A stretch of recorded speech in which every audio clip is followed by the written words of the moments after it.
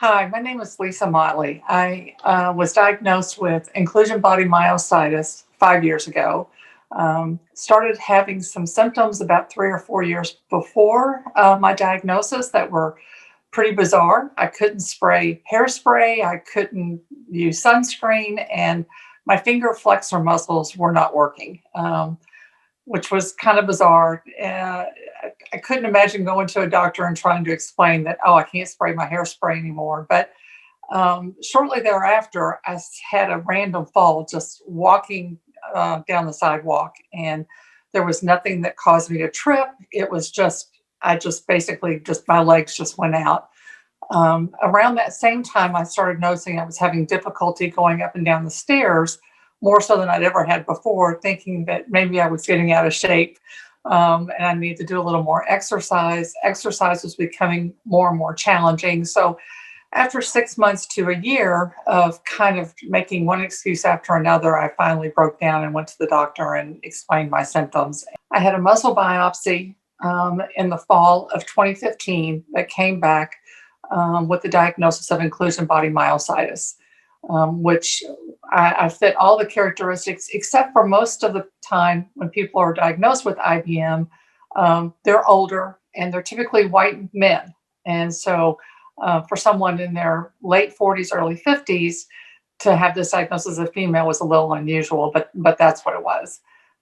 Since that time, made a lot of adjustments. It is a progressive muscle disease, so I will continue to progress over time.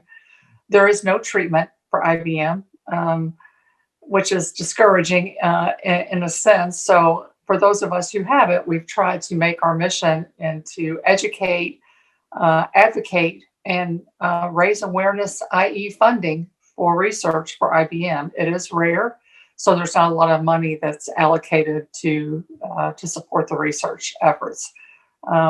My disease has progressed to where I now can no longer get up and down from a traditional chair without assistance.